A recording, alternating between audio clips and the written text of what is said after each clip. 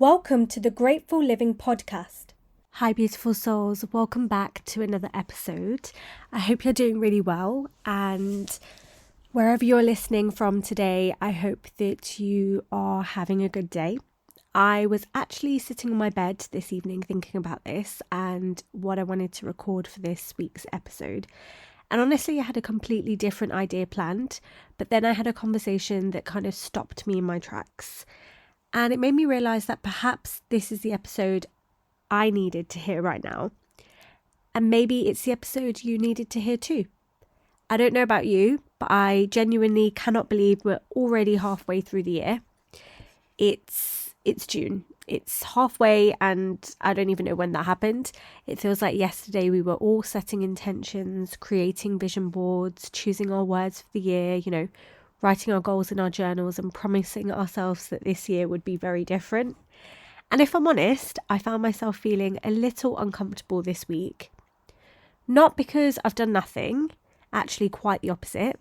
When I look at my business, I'm really proud of what I've achieved so far this year.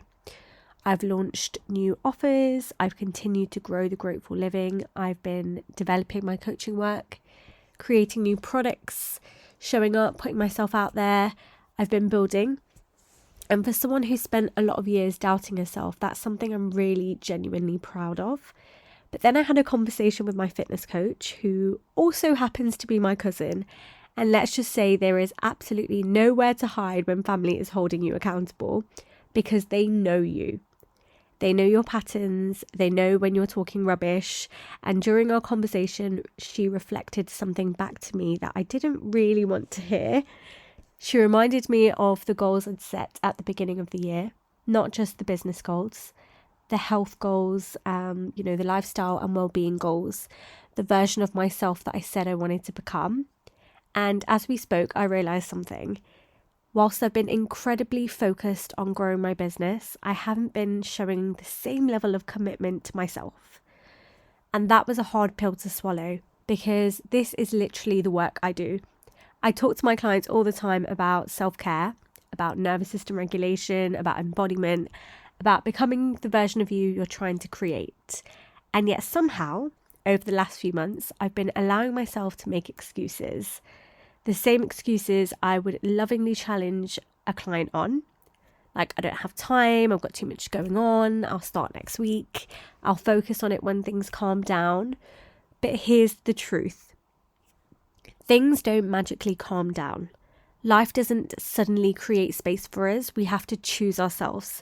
And somewhere along the way, I'd stopped doing that.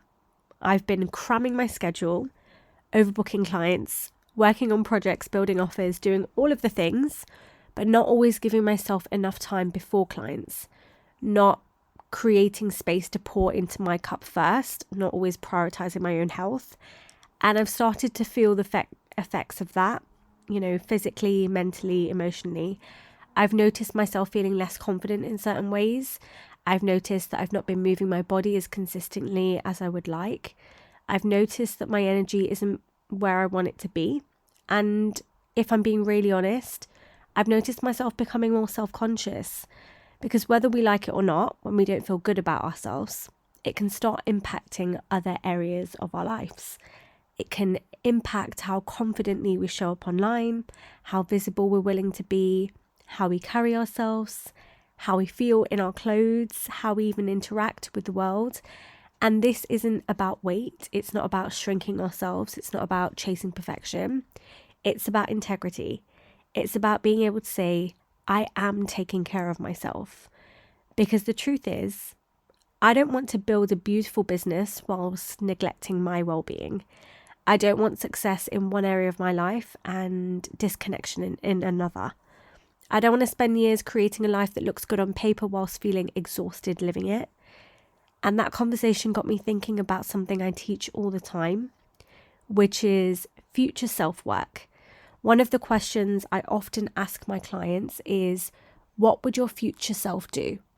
Not the future self who's perfect, not the future self who's got everything figured out, but the one who's aligned, the future self who trusts herself. The version of you who's living in accordance with her values And so after that conversation, I sat down and I started thinking about her, the future version of me. What are her habits? What are her standards? What does she prioritize? How does she spend her time? How does she care for herself? What does she no longer negotiate on? And then I asked myself a harder question. Are my current behaviors actually aligned with her? And the answer wasn't entirely, some of them were. Some of them absolutely were, but not all of them. And I think that this is why mid-year reviews are so important, not because we need another reason to criticize ourselves. And we definitely don't need another opportunity to feel like we're behind. But sometimes it's because we drift. We drift from our goals, our priorities, and from ourselves. And if we don't stop and check in, 6 months can turn into 12 months. And 12 months can turn into 5 years. And suddenly we're wondering how we ended up somewhere we never intended to be. I also think this year has been heavier than I realised. I've lost 2 people within 9 months. And whilst I've kept going, and whilst I've continued showing up and building my business and supporting other people, grief has a way of sitting quietly in the background. Sometimes we don't even realise how much energy we're carrying. Sometimes we don't realise we're operating from survival mode. And we don't realise we're functioning rather than thriving. And I think that's been true for me in some ways. I've been moving forward, but also carrying a lot. Maybe you can also relate. Maybe you've had a difficult year too, and maybe you're navigating loss as well, or change, or heartbreak, or stress, challenges that no one else can see. And perhaps you've been judging yourself for not doing more, when actually you've been carrying more than you realise. So if that's you, this is your reminder to acknowledge that, to give yourself credit, to recognise everything you survived as well as everything you've achieved, because both matter. And when we reflect on our year, we tend to focus on the results, how much money we've made or how much weight we've lost, what goals we've ticked off, what milestones we've reached. But I think a better question is, who have I become? Have I become more self-aware, more resilient? Am I kinder to myself? Have I set better boundaries? Do I trust myself more? Have I healed parts of myself that needed healing? Because those things matter too. In fact, I think they matter more. So if you're listening to this, I'd love you to do a little mid-year reflection with me. Maybe grab a journal, maybe pause this episode, or maybe just think about these questions.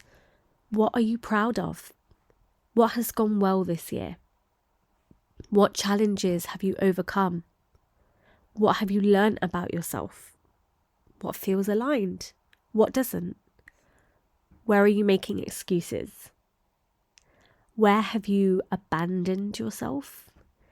And perhaps the biggest question of all, what does the next 6 months get to look like? Not what it should look like.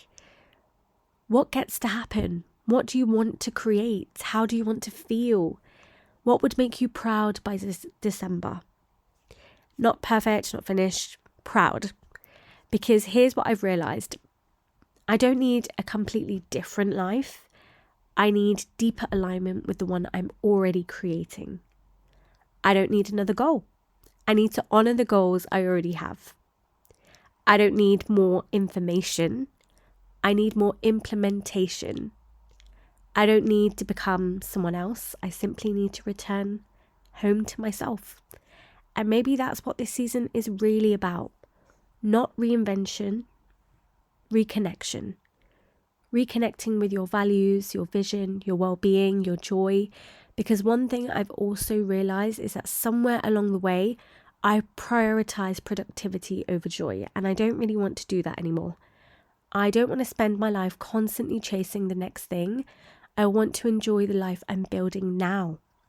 I want more laughter, more memories, more walks, more moments with people I love, more presence, more living. Because what's the point of healing if we never allow ourselves to enjoy our lives? What's the point of building success if we never slow down long enough to actually experience it? So that's my invitation to you all today. Take some time this week, review your goals, celebrate the wins, acknowledge the challenges, be honest about what's not working, and ask yourself, where am I out of alignment? And not from a place of shame, but from a place of love, because awareness is what creates change, and every single day is an opportunity to choose again. Thank you so much for spending this time with me today. And as always, I'd love to hear what resonates. You can send me a message or share this episode. Thank you for listening to today's episode. Don't forget to follow us on Instagram at _the_grateful_living.